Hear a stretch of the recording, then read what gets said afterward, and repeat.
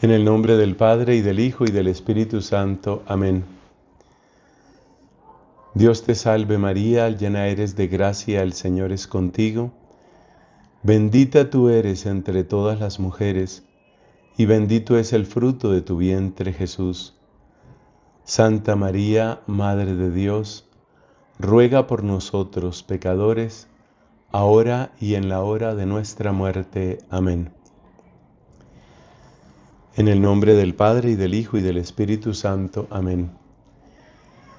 Quiero empezar comentándoles una experiencia personal. Hacia el año 1984 se realizó un sínodo sobre la vida religiosa. Es un tema que ha aparecido algunas veces en esa institución propia del Vaticano II, es decir, los sínodos de los obispos. Y yo recuerdo que siendo novicio, mi noviciado fue precisamente hace 40 años, en 1985, siendo novicio, el documento final de ese encuentro, ese sínodo de los obispos sobre la vida consagrada, fue uno de los elementos de estudio que nosotros tuvimos. Me llamó la atención inmediatamente un punto que luego ha aparecido varias veces en las reflexiones de los papas y en el magisterio de la Iglesia, y es precisamente la importancia de la comunidad, la importancia del testimonio comunitario. En efecto, cuando nosotros hacemos la pregunta clave, ¿qué es lo que nos reúne?, pues la tenemos que cambiar por ¿quién es el que nos reúne? Y la respuesta inmediatamente mira hacia Jesucristo. Dicho de otra manera, el testimonio fundamental de la vida religiosa está en la vida comunitaria, si esa vida comunitaria, por supuesto, habla de Cristo. Cuando los intereses de este mundo, por ejemplo, el poder o el dinero, se adueñan de nuestros corazones, por supuesto dejamos de ser testimonio de Cristo. Pero si nuestra vida transcurre en sencillez, en caridad, en alegría, en servicio a los hermanos, y si estamos unidos, hay un testimonio muy, muy vigoroso y muy, muy necesario, y ese testimonio, repito, mira hacia Jesucristo. Por eso yo quiero iniciar esta reflexión con una profunda alegría y agradecimiento por el don de la vocación. Es muy importante que valoremos nuestra vocación, que valoremos esta obra que es una obra del Espíritu Santo. Finalmente, es el Espíritu el que hace posible que nosotros tengamos una vida comunitaria. Nosotros no nos hemos escogido unos a otros en la comunidad. En el matrimonio, otra vocación llamada la santidad, en el matrimonio la pareja se escoge mutuamente. Ese hombre, entre otras mujeres, ha escogido a esa que es su esposa. Esa mujer, entre varias posibilidades, quizás varios admiradores, ha escogido a ese hombre. Ellos se han escogido mutuamente. En una empresa, una fábrica, por ejemplo, o en fin, cualquier asociación que tiene un proyecto de hacer dinero, de prestar algún tipo de servicio, de comercializar algo, a veces hay socios, por supuesto, pero esos socios se han escogido básicamente por razones estratégicas, por razones que claramente son de ganancia. De lo que se trata finalmente es de que juntos podemos hacer más dinero. En ese sentido, aunque suene un poco crudo, podríamos decir que es el dinero el que los ha unido. Es el interés por el dinero lo que los ha unido. Y lo mismo podríamos mencionar de los músicos, lo mismo podríamos mencionar de los deportistas. ¿Qué es lo que hace que haya un equipo de fútbol? Pues la pasión por ese deporte y para muchos de ellos, pues el desarrollo profesional, deportivo que pueden tener. Entonces, es muy interesante hacer ese contraste entre nuestra vida consagrada religiosa y estas otras formas de asociación, porque es indispensable que comprendamos, y aquí entramos en la primera parte de nuestra conferencia, de nuestra predicación, es indispensable que comprendamos que es Cristo y solamente Cristo el principio de nuestra unidad, y que buscar unidad en cualquier otra cosa termina fracturando la vida religiosa y termina desdibujando el testimonio que nosotros hubiéramos podido dar. Así que terminemos aquí nuestra introducción y vayamos a ese primer punto. Vamos a tener 3 puntos en esta predicación. Primero, Cristo, principio de unidad. Segundo, vamos a hablar de pecados que llamamos aquí pecados virales. Vamos a hablar de pecados virales. Hoy que la palabra viral, el adjetivo viral y el sustantivo viralidad están como tan frecuentemente en el aire. Entonces vamos a hablar en la segunda parte de pecados virales y en la tercera parte vamos a hablar de fuentes de conversión. Esa va a ser la parte más extensa porque ahí es donde encontramos una respuesta más desarrollada sobre las estrategias, que es nuestro tema, ¿no? Esas estrategias para buscar la unidad. Entonces démosle un piso firme a estas reflexiones. Ese piso firme es Cristo. Dice San Pablo, el fundamento ya está puesto y nadie puede poner otro. Y ese fundamento es Jesucristo. Esto vale para toda vida cristiana, pero muy particularmente para nosotros. No hay ninguna labor, no hay ningún trabajo que pueda reemplazar a Cristo. Esto hay que decirlo porque a veces tendemos a definir la vida consagrada, concretamente la vida en comunidad, la vida religiosa, tendemos a definirla a partir de actividades. Y muy frecuentemente la gente nos pregunta, ¿ustedes qué hacen? Por ejemplo, ustedes se llaman hermanas catequistas. Supongo que ustedes hacen catequesis. ¿Qué catequesis? ¿Dónde está su catequesis? Es decir, el lenguaje de muchas personas nos va empujando a mirarnos como trabajadores que estamos alrededor de una obra. Y en esa obra, pues es donde se supone que se da la unidad. Ese pensamiento es engañoso. Ese pensamiento descuida varias cosas y yo creo que es interesante en este día y en este contexto, yo creo que es interesante explicar qué es lo que se descuida cuando definimos nuestra vida a partir de una obra, de un trabajo, de un quehacer. Pues pensemos en una hermana que está enferma y que por consiguiente no puede aportar con su trabajo y sigue siendo tan hermana como todas las demás, y sigue siendo tan valiosa y sigue siendo tan significativa como miembro de la comunidad como todas las demás. Entonces, esto nos está indicando que nosotros no dependemos únicamente del trabajo. Otro ejemplo, pensemos en las hermanas que están en un proceso de formación inicial. Todos sabemos por experiencia que no se puede tomar a una postulante, por ejemplo, o una novicia, y llenarla de trabajo porque entonces no vive su noviciado, no vive esa etapa fundamental. Y esa etapa fundamental es la que le va a dar una identidad. Pues esa identidad que va a tener esa hermana, esa religiosa, esa identidad podríamos decir, se fragua, se consolida en un espacio que no es un espacio de trabajo, sino que es un espacio de reflexión, es un espacio de escucha, es un espacio de oración. Y nadie va a decirnos que esos espacios no tienen importancia, porque al contrario, ahí es donde se están poniendo las bases para un futuro. Entonces, nosotros no podemos definirnos simplemente como obreros, como obreras que están trabajando, siendo tan necesaria la caridad y siendo un llamado tan profundo el servir a nuestro prójimo.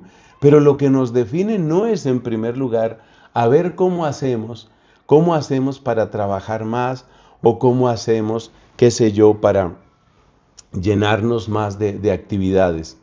El que nos une es Jesucristo. La hermana anciana, la hermana enferma, la hermana en crisis, la hermana que tiene que atender una situación familiar urgente y que no está viviendo físicamente en comunidad, la hermana que está en un proceso de formación.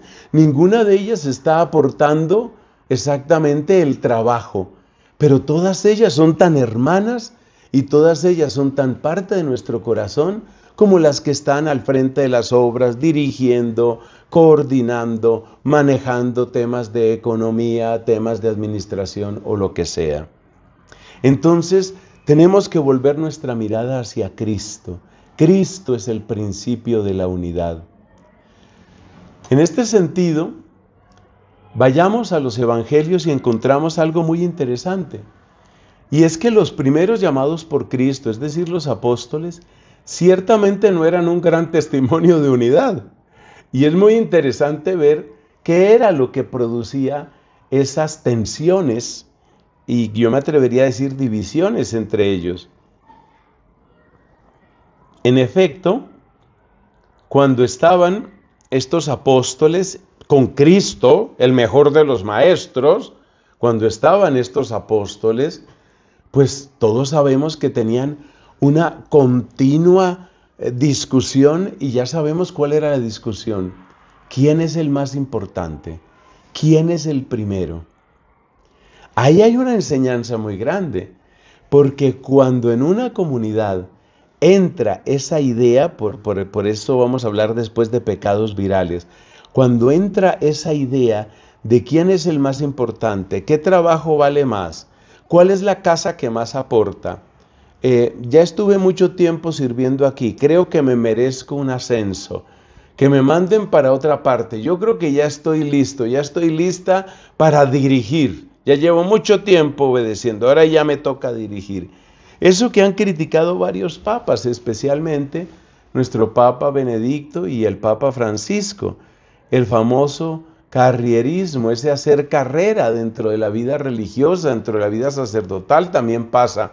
Es estar pensando, bueno, ya estuve aquí, ahora tengo que subir, y en ese proceso de estar buscando cómo subir, pues realmente perdemos el horizonte de Cristo que dijo, yo no he venido a ser servido, sino he venido a servir.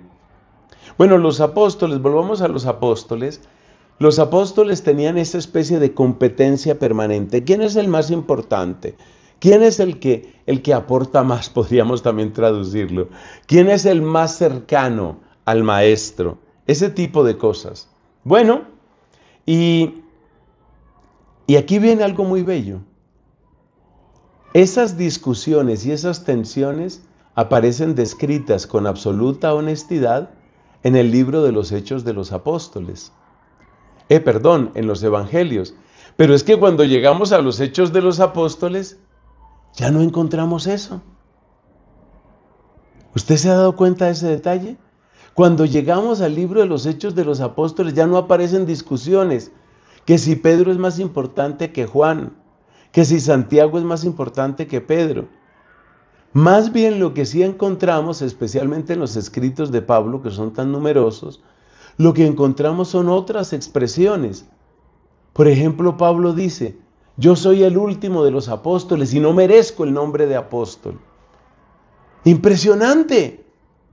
Este hombre, en vez de decir yo soy el más importante, yo soy el primero, se pone en último lugar. Y también nos dice el mismo apóstol en sus cartas, luego vamos a citar textos, el mismo apóstol dice, consideren superiores a los demás. Entonces tenemos que preguntarnos qué sucedió para que pasaran estos hombres que eran tan de carne y hueso como nosotros, que estaban hechos del mismo barro que nosotros. ¿Qué les pasó a ellos? Para que dejaran ese espíritu de competencia, para que dejaran esa vanidad, ese orgullo, y más bien tomaran un espíritu de colaboración y de auténtica comunidad, como precisamente lo describe Hechos de los Apóstoles capítulo 2. Y apenas citamos Hechos de los Apóstoles capítulo 2, ya sabemos por dónde debe venir esa unidad que antes estaba perdida. ¿Qué fue lo que trajo la unidad? El misterio de la cruz y el misterio de Pentecostés. La cruz y Pentecostés. La cruz que humilla nuestras soberbias, que denuncia nuestros intereses mundanos. La cruz y Pentecostés, que nos llena de un amor sobreabundante y generoso y que nos enseña a mirar con otros ojos a nuestros hermanos. Eso fue lo que cambió. Eso fue lo que los hizo nuevos, lo que los hizo seres humanos distintos. Y por eso, ya desde este punto de vista bíblico y teológico, ya tenemos una primera respuesta. ¿Dónde entra la unidad? No es simplemente tema de, llamémoslo así, de una mecánica social, de unos recursos psicológicos. Están bien, están muy bien. Y una sana psicología nos ayuda mucho a quitar obstáculos. De ninguna manera vamos a descalificar eso. Pero si hablamos de vida consagrada, tenemos que ser enfáticos. La unidad surge en Cristo y surge precisamente acercándonos al misterio de la cruz y acercándonos al don maravilloso de Pentecostés. Cuanto más nos sumergimos en el amor de la cruz y cuanto más nos bañamos en el amor de Pentecostés, más dejamos las pretensiones que nos destruyen. El apóstol Pablo, en los primeros 2 capítulos de la carta a los Efesios, habla de lo que podemos llamar un milagro de unidad. Un milagro que sigue sucediendo y que tendrá su culminación al final de los tiempos. Todos recordamos el cántico de Efesios capítulo 1, ese cántico que tenemos precisamente los días lunes en las vísperas.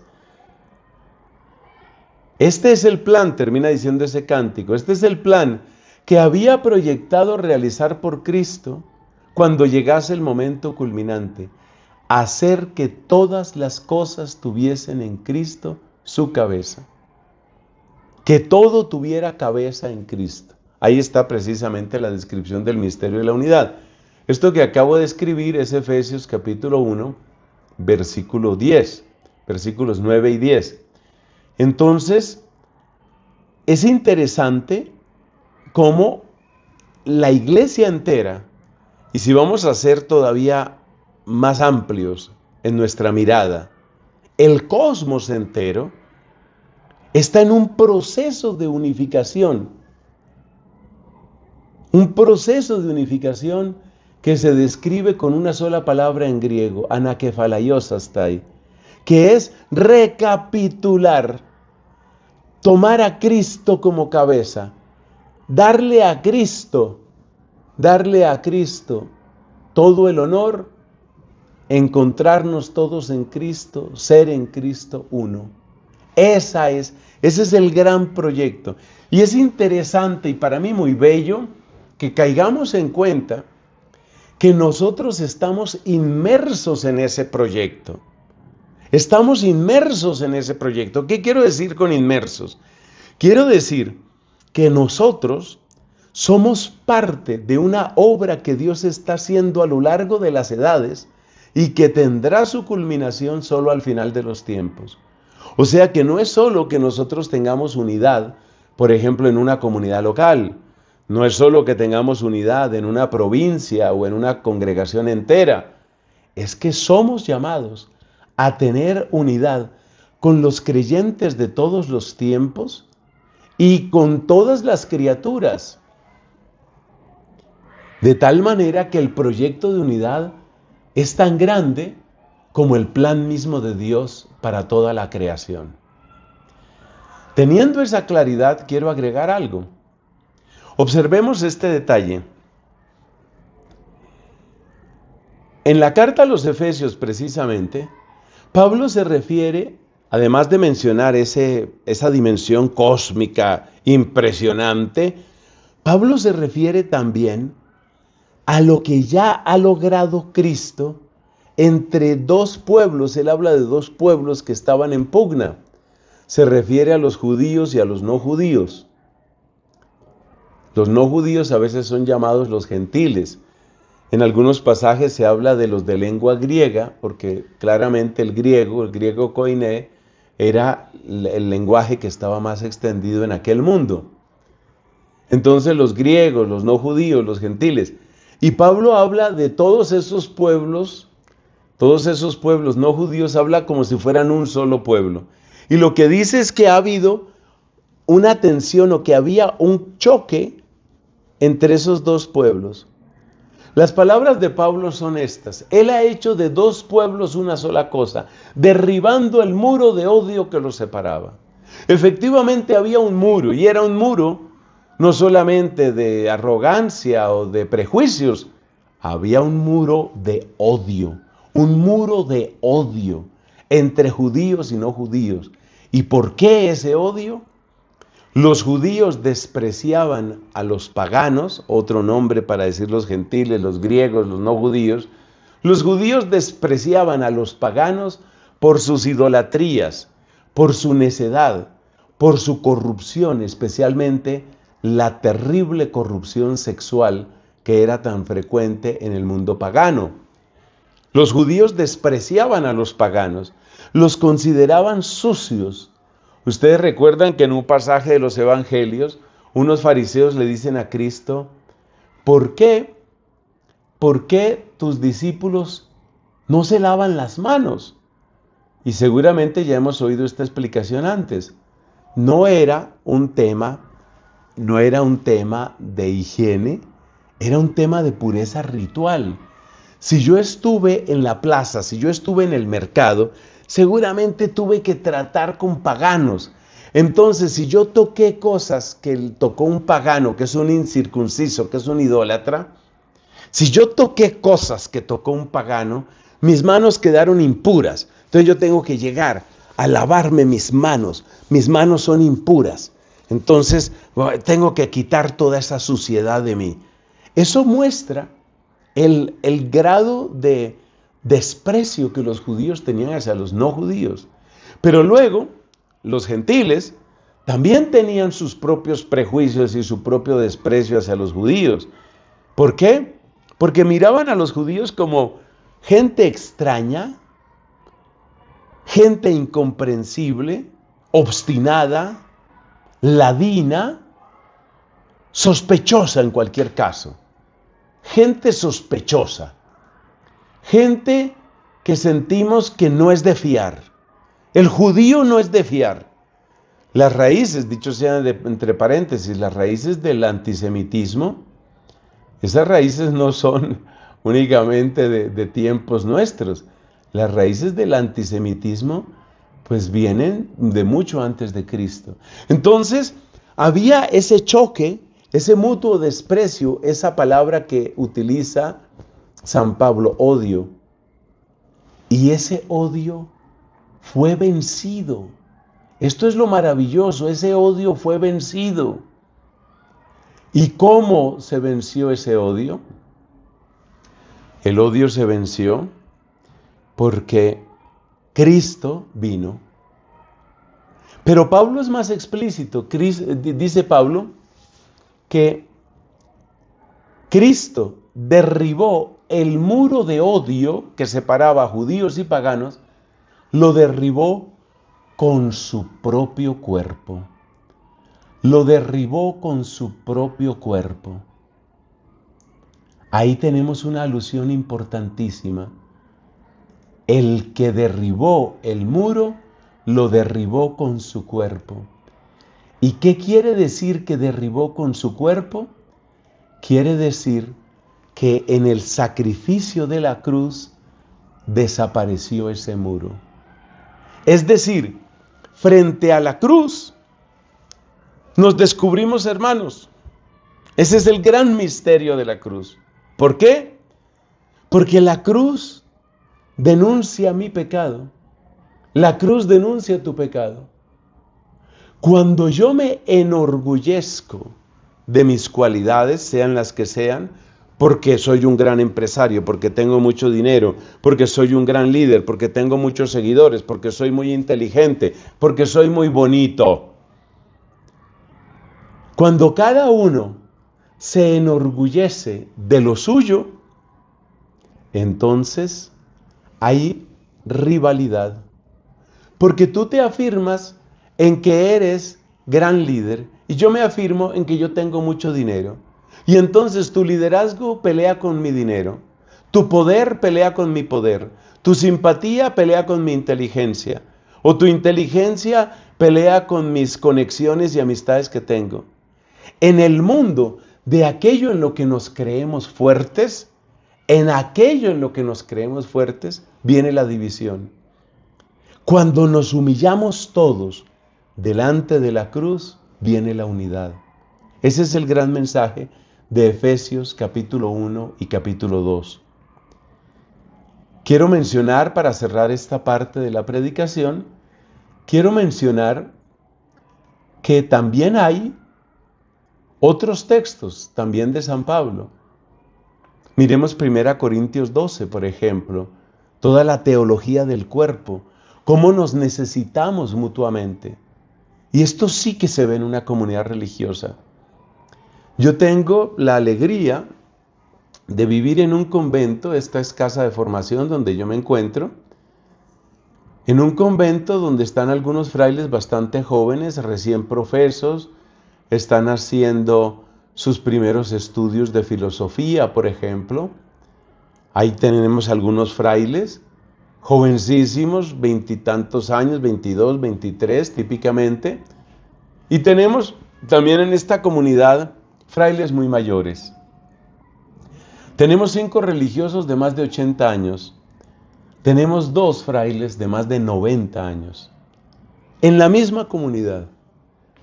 Yo digo, por la bondad de Dios, yo digo, en esta comunidad algo sabemos de eso que nos dijo San Pablo, de que somos un cuerpo. Y uno ve cómo el aporte propio de los jóvenes, con sus dones, con su entusiasmo, con su humor, los dones propios de los mayores, con su sabiduría, su testimonio, su perseverancia, sus consejos, cómo hay una unidad que se va construyendo. Eso es 1 Corintios 12. Luego hay que ver en la misma línea Efesios capítulo 4. Hermosísimo Efesios capítulo 4. Cómo nosotros vamos entrando en la construcción, dice San Pablo, hasta llegar a la plenitud de Cristo. Pero nos está enseñando el apóstol que no llegaremos a la plenitud de Cristo si no es a través de los hermanos.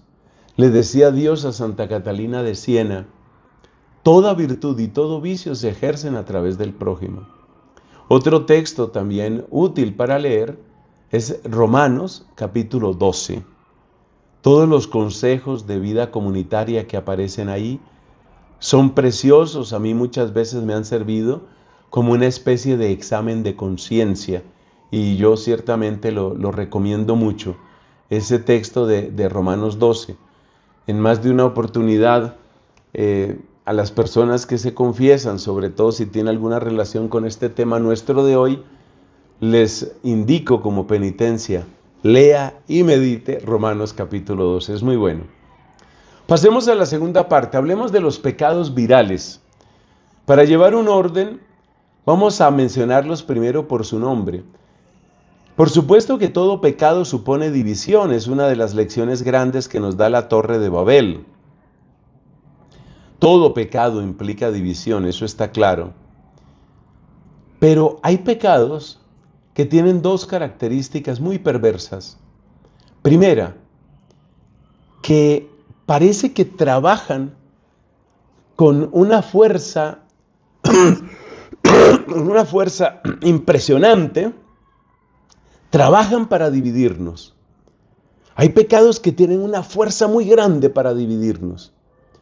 Como si ese fuera su propósito, como si fueran virus, precisamente, como si fueran bacterias diseñadas para destruir la unidad. Y por eso tenemos que tenerlos muy claros y estar muy alerta. Y en segundo lugar, este tipo de pecados tan destructivos son pecados que llamamos aquí contagiosos o pecados virales. ¿Y qué queremos decir con pecados virales? Queremos decir que muy fácilmente lo que alguno está viviendo se le pasa al otro. Vamos a verlo con cada uno de ellos. Los 5 pecados virales particularmente destructivos son egoísmo, arrogancia, murmuración, indiferencia y autoritarismo. Repito la lista para aquellas que están tomando apuntes en tiempo real: egoísmo, arrogancia, murmuración, indiferencia y autoritarismo. Algo que yo creo que hay que destacar es que de estos 5 males, 4 han estado con mucha frecuencia denunciados en la predicación del Papa Francisco. Por ejemplo, la arrogancia y el autoritarismo han sido denunciados por él con ese tema que lo repite con alguna frecuencia. Ese tema es lo que él llama el clericalismo. El clericalismo, ¿no? Es algo que de verdad destruye. Entonces el Papa ha tenido un interés particular en que nosotros luchemos contra estos pecados porque son particularmente enemigos de la unidad. Yo creo que los solos nombres ya nos dan una explicación, pero desarrollemos un poco qué es lo que hace cada uno de estos pecados y sobre todo por qué son virales. Entendemos aquí por egoísmo aquello que San Pablo denunciaba: todos buscan sus intereses y no los de Cristo Jesús. ¿Y por qué el egoísmo es viral? Porque el egoísmo hace que el hermano o la hermana que tiene una buena intención y que tiene un deseo de servicio se sienta como un tonto. Cuando todos están trabajando únicamente por lo suyo, cuando únicamente les interesa pues su propia ganancia, su propia conveniencia, su propio apostolado, lo que sea, eso hace que la persona que quisiera trabajar por la unidad de toda la congregación o de toda la provincia o de toda la comunidad local se siente como un tonto. Como quien dice: yo soy el único al que le preocupa esto, porque cada uno está haciendo lo que se le da la gana. Cada uno va detrás de lo suyo. Entonces, ¿qué hago yo aquí perdiendo tiempo? Entonces, ¿qué hago yo aquí esforzándome? Entonces, ¿para qué hago lo que hago? No tiene sentido. El egoísmo produce unos niveles de desánimo que finalmente se traducen en más egoísmo. Pues si aquí cada uno va a su bola, si cada uno va a su interés, pues yo también voy a lo mío. Entonces, así se reproduce. Por eso hablamos de una viralidad que por supuesto es absolutamente perversa. Y esa viralidad es la que hace del egoísmo un destructor terrible de comunidad. La arrogancia tiene un efecto parecido. La arrogancia es como una combinación de soberbia y desprecio. Muchos de nosotros no nos damos cuenta de nuestros aspectos de arrogancia o nuestro pecado de arrogancia, no lo percibimos. Y creo que la razón principal por la que no lo percibimos es porque los oídos humanos, después del pecado original, parecen estar diseñados para oír lo amable y para cerrarse frente a lo que es incómodo, a aquello que nos denuncia. Nos volvemos sordos. Yo estoy pensando, por ejemplo, en la muerte que tuvo el primer mártir, San Esteban. Ustedes recuerdan que San Esteban fue apedreado, pero hay un detalle interesante. Antes de que lo apedrearan, Esteban estaba predicando. Y lo que terminaron haciendo sus verdugos, nos dice la Escritura, fue, se taparon los oídos. Se taparon los oídos. Y ahí sí procedieron a apedrearlo.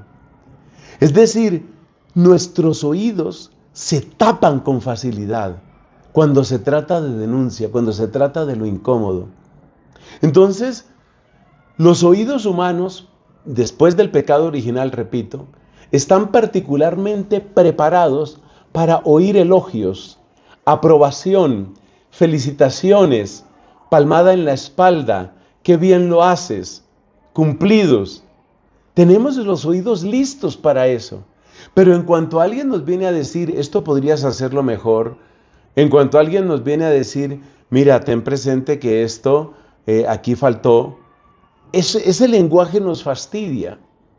Entonces la arrogancia, precisamente por este defecto que tenemos, que tiene nuestra naturaleza después del pecado original, la arrogancia hace que nosotros tengamos fácilmente una actitud de desprecio hacia los demás.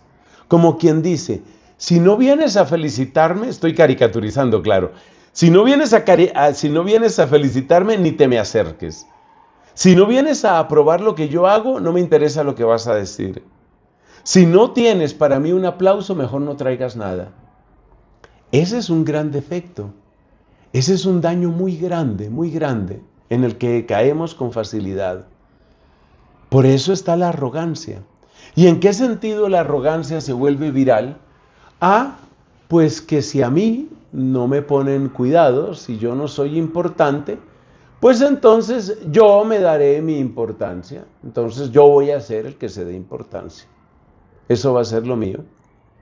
Esa es la actitud de la arrogancia. La murmuración, yo creo que es muy obvio el daño que causa la unidad. Pero quiero destacar lo venenosa que es la murmuración en este sentido. La persona que murmura, para lograr credibilidad, trata de presentarse siempre como amigo, como amiga. Siempre está ese lenguaje de aquí estoy para que nos unamos, para que nos defendamos. Esto te lo digo porque eres mi amiga, esto te lo digo en confidencia. Y para muchas personas recibir una confidencia, para muchas personas recibir una palabra, digámoslo así, como de cierto secreto, pues eso tiene un significado muy grande. Entonces, ahí tenemos ese peligro. La murmuración se presenta como un acto de amistad, que en realidad es una puñalada. La murmuración va creando partidos entre nosotros o entre nosotras, según el caso, ¿no? Entre nosotras somos muy amigas y muy unidas, pero aquí no entra nadie más. ¿Eso qué propicia? Eso propicia que se forme otro grupito. Y ese otro grupito, pues seguramente va a tener su propia desconfianza, su propia suspicacia frente a este. Y así se empieza a destruir de una manera terrible la unidad. Como decía antes el Papa varias veces, el Papa Francisco, pues ha predicado con mucha fuerza, con mucha elocuencia en contra de la murmuración. El autoritarismo también es viral. Y esto es terrible, lo vemos en la política mundana y ciertamente se repite en otros elementos, no, sino en otras dimensiones de la vida social. ¿Por qué? Mire lo que pasa, por ejemplo, en política. Ahora subió la izquierda. Espere y verá que los vamos a derrotar y subimos entonces nosotros y anulamos a ellos. O lo que pasa en Estados Unidos, ¿no? Ahora está este republicano, tenemos que unirnos los demócratas y derribarlo. Y así en todos los países, en España, que está el PSOE, bueno, pues a ver cómo nos preparamos para subir nosotros y bajar a los otros. Y en esos Y en eso nos la pasamos. El autoritarismo, precisamente por sus abusos, en cierto sentido parece que reclamara una respuesta en el mismo nivel. Como quien dice, si ahora usted me está maltratando a mí, espere que yo suba y entonces yo le pongo a usted en su sitio. Es terrible el tema del autoritarismo, sobre todo cuando se une con otro elemento que también ha mencionado mucho el Papa, que es la ideología. Entonces, usted tiene una ideología medio comunista, espere que yo me voy a subir al poder, o nosotros nos vamos a subir al poder, seguramente con una ideología de tipo totalitario, de tipo verticalista, de tipo de extrema derecha, como dicen ahora, y entonces lo pongo usted en su sitio. Y cuando suben los de extrema derecha o los de derecha, no, espérate que ahora nosotros nos estamos preparando. Ese es un festín para el diablo. Es un desastre. Y por eso, cuando la autoridad se convierte en autoritarismo, se empiezan a producir estos ciclos terriblemente destructivos. Bueno, pues avancemos a nuestro último punto, nuestra última parte, que hemos llamado las fuentes de conversión. Vamos a mencionar aquí 5 fuentes de conversión. Fuentes de conversión es en dónde podemos empezar, por dónde va un comienzo. Nuestra estrategia fundamental ya está dicha, ya sabemos cuál es la estrategia fundamental. Es volvernos todos hacia la cruz.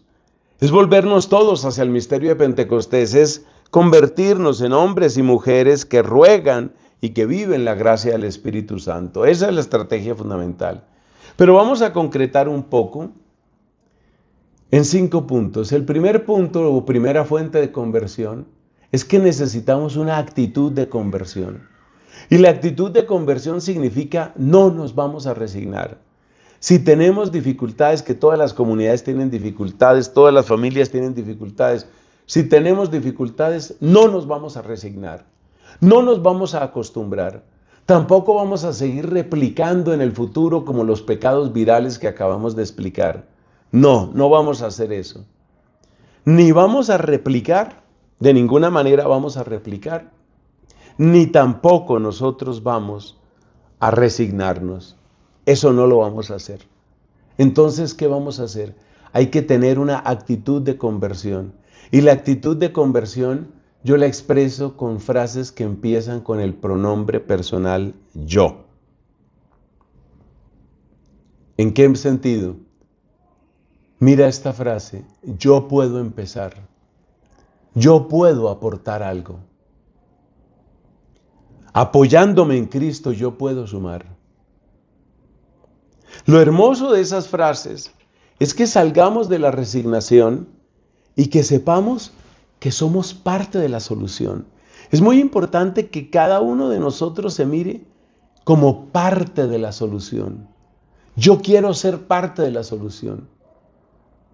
Porque uno de los problemas que tenemos cuando hay divisiones, cuando hay tensiones, cuando no nos comprendemos bien, uno de los problemas que tenemos es que estamos siempre esperando a que el otro o la otra haga algo. Y casi siempre eso lo justificamos más o menos con estas razones. Como fueron ellos los que empezaron con el problema, como fueron ellas las que causaron el problema, pues que ellas lo resuelvan. Como las arrogantes son ellas, entonces que ellas lo resuelvan. Y tomamos una actitud supremamente cómoda, esperando que alguien haga algo. Yo te invito a que tengamos una actitud de conversión y te quiero hablar en este momento, a cada una de las hermanas, le quiero hablar en este momento al corazón. Empieza tú, eso es actitud de conversión.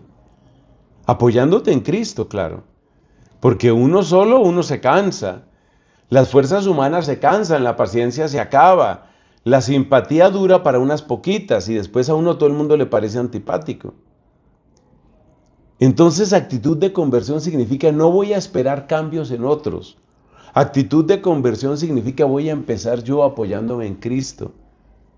Y como me estoy apoyando en Cristo, puedo decir la frase de San Pablo, sé en quién he puesto mi fe y estoy seguro que puede guardar hasta el final lo que le he confiado. Entonces, primer punto, actitud de conversión. Segundo punto, el segundo y el tercer punto tienen mucha relación. El segundo punto es recuperar vida interior. Recuperar vida interior. Nunca se ha fundado una comunidad religiosa que sobreviva 2, 3, 4 generaciones, porque fundar una comunidad religiosa no es tan difícil. Una comunidad que dure una generación y que se acabe cuando se muere la fundadora o el fundador, eso no es tan difícil. Un estudio que hicieron precisamente en la época en que yo hice el noviciado, decía que cerca del 90% de las comunidades religiosas que se han fundado ya se extinguieron. Fundar no es tan difícil. Eso no es tan difícil. Estamos hablando, por supuesto, de comunidades que han sido fundadas a partir del siglo XVIII en adelante. Fundar no es tan difícil. Uno cree que es muy difícil y sí tiene sus dificultades. Pero una vez que hay un cierto entusiasmo y que hay un grupo de muchachos o de jovencitas que tienen alegría, que tienen ganas, que están enamoradas del cuento, eso marcha, eso va marchando. Se vencen dificultades, pero eso va marchando. Fundar no es tan difícil. Y sin embargo, tanto en la fundación como en la reforma y renovación de las comunidades, siempre el papel principal está en la vida interior. ¿Y sabes por qué? Porque lo único que hará que se vea a Cristo en ti es que lleves a Cristo muy vivo y reinante adentro de ti. Decía un evangelio, el del domingo, ¿no? De lo que abunda en el corazón, habla la boca. Para que te salga Cristo cuando hablas, para que te salga Cristo cuando obras, tienes que tener a Cristo adentro. ¿Y por qué es indispensable que te salga Cristo cuando hablas y te salga Cristo cuando obras? Porque el único que nos une es Cristo. La gente no va a venir a la comunidad porque tú seas muy simpática, o porque seas muy inteligente, o porque tengas obras gigantescas. La gente no va a llegar por eso. La gente va a llegar a la comunidad porque ve a Cristo reinando en la comunidad. Y la única manera de que Cristo se vea reinando en la comunidad es que Cristo esté reinando en cada corazón. ¿Qué significa recuperar vida interior? Significa más silencio, eso es más interioridad. Significa más oración, sobre todo oración personal. No entremos, hay que cultivar la liturgia y apoyar la liturgia, claro, pero no entremos, por favor, en la discusión de que si estamos celebrando bien la liturgia, que tratemos de hacer las cosas lo mejor posible, sin exageraciones, sin cosas exóticas ni raras. La liturgia en su sencillez es el alimento cotidiano que más nos ayuda. Pero yo no estoy hablando aquí, cuando hablo de oración, estoy hablando de oración personal. Esa oración personal, ese entrar en coloquio profundo con Cristo. Luego la vida sacramental. La vida sacramental es indispensable porque la estamos perdiendo. Yo he tenido la ocasión de ofrecer retiros espirituales a comunidades, tanto de hombres como de mujeres, y una cosa que me asombra, sobre todo me duele en el caso de nosotros los sacerdotes, es cómo se ha perdido el sacramento de la confesión en muchos sacerdotes. Me refiero, por supuesto, al sacerdote que se confiesa. La administración del sacramento, o sea, confesar a otros, es algo que muchas veces a uno le corresponde porque es párroco, por lo que sea. Pero que el sacerdote se confiese, eso falta, eso realmente falta. Eso no está sucediendo y es grave que no suceda. Entonces, ahí tenemos ese punto, necesitamos, auténticamente necesitamos vida sacramental, adoración eucarística, comunión. No estoy diciendo nada nuevo, todo esto es parte de la vida interior. Necesitamos lectura espiritual. Yo recuerdo uno de mis formadores, fue superior de esta casa hace muchos años, y él nos preguntaba a menudo, por ejemplo, cuando volvíamos de unas vacaciones en casa de los papás, él nos preguntaba, bueno, ¿qué leyó usted de provecho? Tenemos muy descuidada la lectura. Y las redes sociales y y los noticieros han ocupado un espacio que no es que no esté bien, pero es que está exagerado. ¿Qué estás leyendo que sea de provecho para tu alma, para tu unión con Cristo, para profundizar tu carisma, para hacer más de nuestro Señor? Tercer punto, necesitamos una transformación de la mirada. No se nos olvide que la palabra envidia tiene una raíz muy curiosa en latín, viene de invidere. Invidere quiere decir mirar mal, videre es ver, mirar mal. Necesitamos una transformación de la mirada. Y la transformación de la mirada, yendo a lo concreto, es esto. Por favor, menos atención hacia afuera. El Evangelio, vuelvo al Evangelio del domingo, ¿recuerdas lo que nos decía, no? Nos decía el Evangelio del domingo. ¿Por qué te fijas en la pajita o en la astillita que tiene tu hermano en el ojo y no te das cuenta de la viga que tienes en el tuyo? Ese es Cristo diciéndonos, menos estar fisgoneando, menos estar espiando y metiéndose en la vida de tanta gente. Sí, tenemos que mirar la vida de otros para ayudar a cuidar esa vida, que eso es algo muy bello, pero no para estar simplemente fiscalizando. Menos atención hacia afuera. Otro elemento dentro de esto es la transformación de la mirada. Ver a la hermana como una historia en construcción. Hace unos años tuve un hermoso retiro con una comunidad religiosa femenina y me pareció muy bonita una reflexión que salió en ese retiro, y la reflexión era, mira, si ya estuviéramos listos, ya Dios nos hubiera llevado. No estamos listos. O sea, no hemos llegado a la plenitud, no hemos llegado a donde Cristo quiere que lleguemos. Y si no estamos listos, ¿eso qué significa? Pues que estamos crudos, que somos historias en construcción. Entonces, por favor, cuando mires a tu hermana, que seguramente está luchando con sus defectos, que seguramente tiene sus dolores, sus preocupaciones, que le llegan noticias inquietantes de su familia, que tiene situaciones de salud, que tiene crisis de su edad, la edad particular suya. Mira a tu hermana como una historia en construcción. No la mires como un producto acabado, como que ya estuvo todo hecho. Ella va caminando, es caminante. Una idea que le encanta a este Papa Francisco. La repite y la repite, por eso nos puso peregrinos de la esperanza en este año. Que nos acostumbremos a mirar a los demás como caminantes. Otra cosa que ayuda para transformar la mirada. Busca la actitud de la enfermera. ¿Cómo es la actitud de la enfermera? Piensa que Cristo es el médico.